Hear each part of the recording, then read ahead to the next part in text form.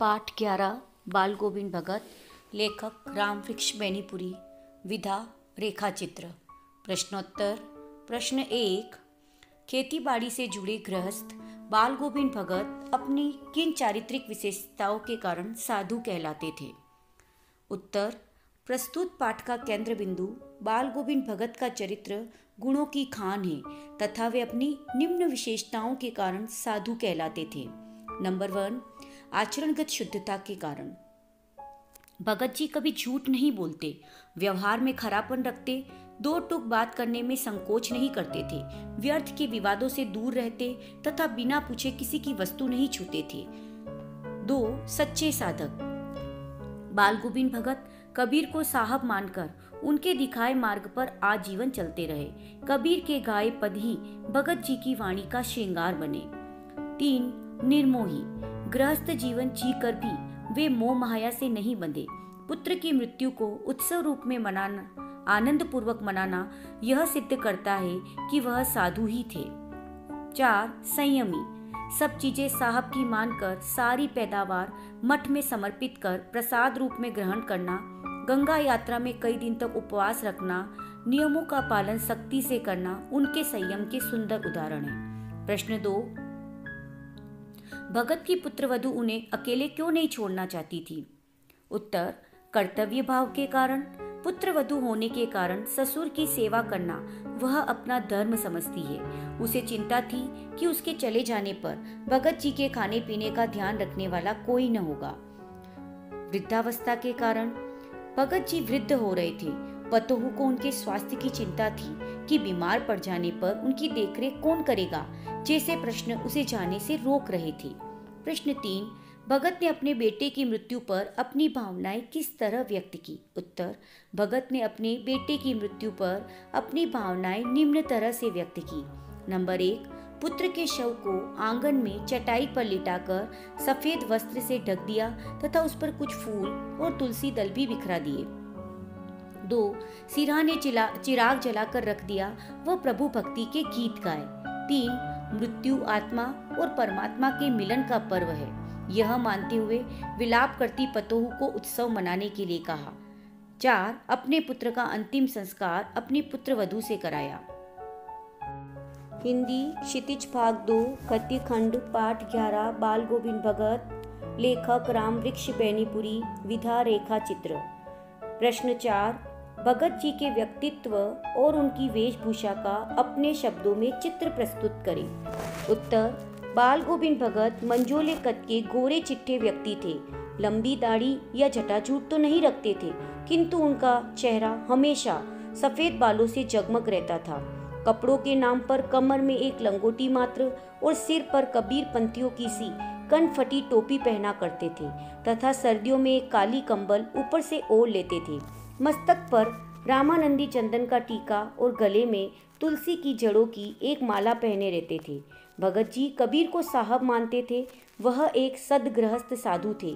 कबीर के गीतों को गाते और उन्हीं के आदर्शों पर चलते थे और कभी झूठ नहीं बोलते, खरा व्यवहार रखते, किसी से झगड़ा मोल नहीं लेते तथा खेत में पैदा हुई फसल को साहब के दरबार में भेंट स्वरूप चढ़ा देने पर प्रसाद रूप में जो मिलता उसी से अपना गुजारा चलाते। प्रश्न 5। बाल गोविंद भगत की दिनचर्या लोगों के अचरज का कारण क्यों थी? उत्तर। बाल गोविंद भगत दैनिक जीवन में जिन नियमों का पालन करते थे, एक गृहस्थ के लिए ऐसा करना अत्यंत कठिन था। भूल कर भी किसी से कुछ नहीं लेना तथा किसी की वस्तु को ना छूना जैसे कठिन नियम किसी गृहस्थ के लिए लगभग असंभव ही है, क्योंकि वह इतना निर्लोभी व सादगी पसंद नहीं हो सकता। बाल गोविंद भगत नियम के इतने पक्के थे कि उनका नियम पालन लोगों के लिए कौतूहल का विषय बन जाता। सारी फसल कबीर के दरबार में भेंट स्वरूप चढ़ा देना और प्रसाद रूप में मिली फसल से अपना गुजारा चलाना, ऐसे कठिन नियम और ऐसी दिनचर्या लोगों को अचरज में डाल देती थी। प्रश्न 6। पाठ के आधार पर बाल गोविंद भगत के मधुर गायन की विशेषताएं लिखिए। उत्तर। बाल गोविंद भगत के गीतों में प्रभु के प्रति सच्चा प्रेम तथा विश्वास झलकता था। भगत जी के सुरीले तथा आरोही स्वरों को सुनकर लोग मंत्र मुग्ध हो जाते। खेतों में काम करते किसानों के हाथ पांव लयबद्ध उठने लगते, बच्चे झूमने लगते, स्त्रियां गुनगुनाने लगती। उनका संगीत अंधेरी रात में भी सबको बिजली की तरह चौंका देता। भगत जी जब संगीत की धुन में खोते तो हाड़ कपाने वाली ठंड व झुलसा देने वाली गर्मी भी उन्हें विचलित नहीं कर पाती थी। हिंदी पुस्तक क्षितिज भाग 2 गद्य खंड पाठ बाल गोविंद भगत लेखक रामवृक्ष बेनीपुरी विधा रेखा चित्र। प्रश्न 7 कुछ मार्मिक प्रसंगों के आधार पर यह दिखाई देता है कि बाल गोविंद भगत प्रचलित सामाजिक मान्यताओं को नहीं मानते थे। पाठ के आधार पर उन प्रसंगों का उल्लेख कीजिए। पाठ में कुछ प्रसंग ऐसे आए हैं जिनसे यह स्पष्ट होता है कि भगत ने अपनी प्रगतिशील विचारधारा के चलते अनेक सामाजिक मान्यताओं का खंडन किया है। जब उनके पुत्र की मृत्यु हुई तो वे अपनी पतोह से ही उसका दाह संस्कार करवाते हैं, जबकि हिंदू रीति के अनुसार स्त्रियों का शमशान में जाना वर्जित है। वे यह भी जानते थे कि एक विधवा की समाज में क्या स्थिति है, इसलिए वह अपनी बहू को पुनर्विवाह का निर्देश देते हैं। अपने इकलौते बेटे की मृत्यु पर शोक न मनाकर उत्सव मनाते हैं, क्योंकि उनके हृदय की विशालता इस बात को स्वीकारती है कि मृत्यु ही जीवन की अंतिम सच्चाई है व आत्मा की मुक्ति ही जीवन का परम लक्ष्य है। प्रश्न 8 धान की रोपाई के समय समूचे माहौल को भगत की स्वर लहरियां किस तरह चमत्कृत कर देती थी, उस माहौल का शब्द चित्र प्रस्तुत कीजिए। उत्तर आषाढ़ के महीने में रिमझिम बारिश हो रही थी। समूचा गांव धान की रोपाई के लिए खेतों में उतर पड़ा था। धान के पानी भरे खेतों में बच्चे उछल रहे थे और औरतें कलेवा लेकर मेड़ पर बैठी थी। आसमान बादलों से घिरा था, ठंडी पुरवाई चल रही थी। ऐसे माहौल में भगत जी के संगीत का स्वर समूचे वातावरण को झंकृत कर देता था। सुर ताल के साथ हलवाहों के पैर उठने लगते, बच्चे झूमने लगते, स्त्रियां गुनगुनाने लगती, रोपाई करती अंगुलियां संगीत की धुन पर क्रमबद्ध चलने लगती। इस तरह सारा वातावरण भगत के संगीत के जादू में डूब जाता। रचना और अभिव्यक्ति। प्रश्न 9 पाठ के आधार पर बताए कि बाल गोविंद भगत की कबीर पर श्रद्धा किन किन रूपों में प्रकट हुई है। उत्तर बाल गोविंद भगत कबीर को अपना साहब मानते थे। कबीर के प्रति उनकी अगाध श्रद्धा थी। खेत में जो फसल पैदा होती उसे सिर पर लाद कर 4 कोस दूर साहब के दरबार में भेंट स्वरूप चढ़ाने के लिए ले जाते थे। फिर वहां से प्रसाद रूप में जो कुछ मिलता उसी से अपना गुजर बसर करते। वे कबीर के गीतों को ही गाते और उन्हीं के आदर्शों पर चलते। कबीर के सीधे सादे पद उनके कंठ से निकलकर सजीव हो उठते थे। हिंदी पुस्तक क्षितिज भाग 2 पाठ बाल गोविंद भगत लेखक रामवृक्ष बेनीपुरी विधा रेखा चित्र। प्रश्न 10 आपकी दृष्टि में भगत की कबीर पर अगाध श्रद्धा के क्या कारण रहे होंगे। उत्तर भगत जी संत कबीर की भक्ति भावना, सरल तथा सादगी भरी जीवन शैली, समाज सुधार की लगन, बाहें आडंबर पर पैनी नज़र, छुआछूत व जातिगत भेदभाव को ना मानते हुए मानवता को सबसे बड़ा धर्म मानना जैसी विशेषताओं से प्रभावित थे। इन्हीं कारणों से भगत के कबीर के प्रति श्रद्धा भाव गहरे होते चले गए तथा कबीर उनके लिए साहब हो गए। प्रश्न 11 गांव का सामाजिक सांस्कृतिक परिवेश आषाढ़ चढ़ते ही उल्लास से क्यों भर जाता है।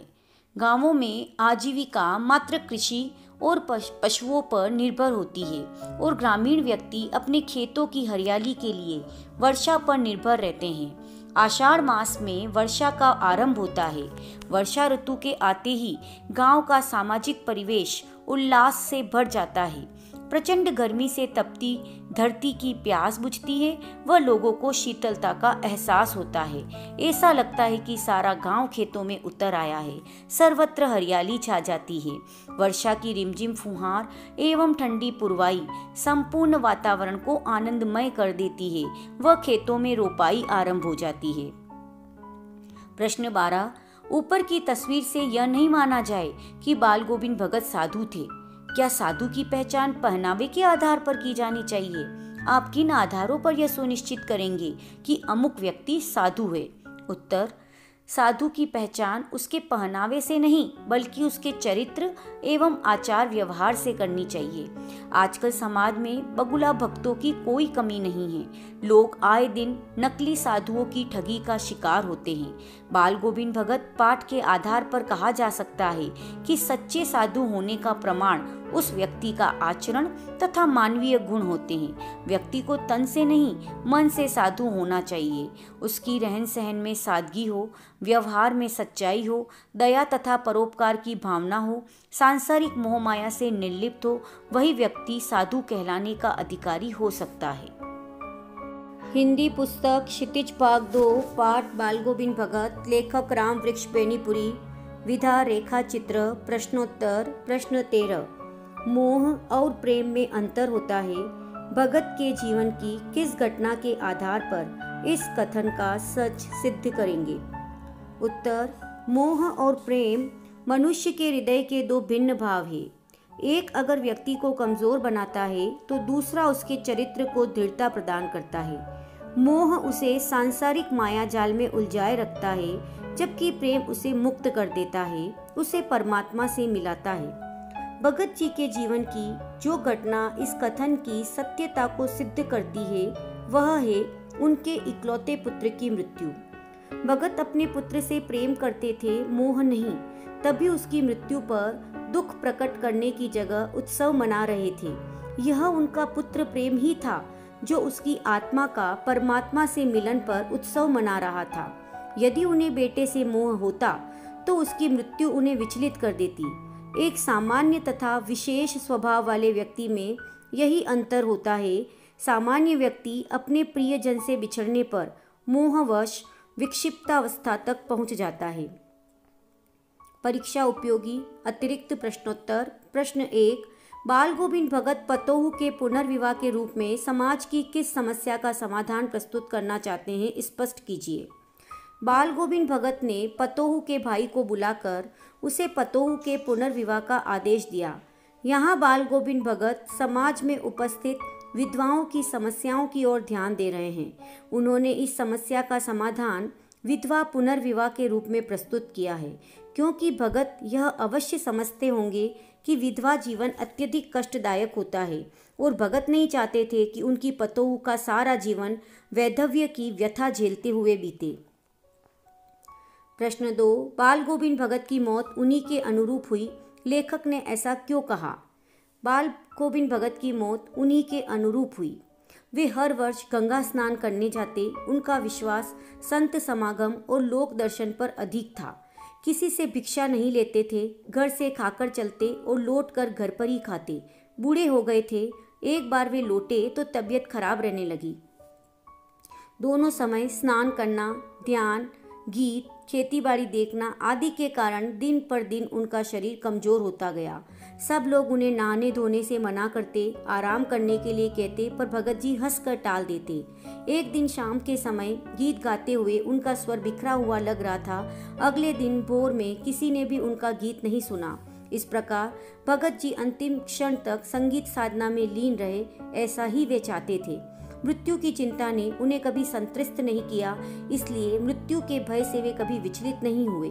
इस प्रकार अपने नेम व्रत का पालन करते हुए उनकी आत्मा शांति के साथ चुपचाप परमात्मा से मिलन के लिए चली गई।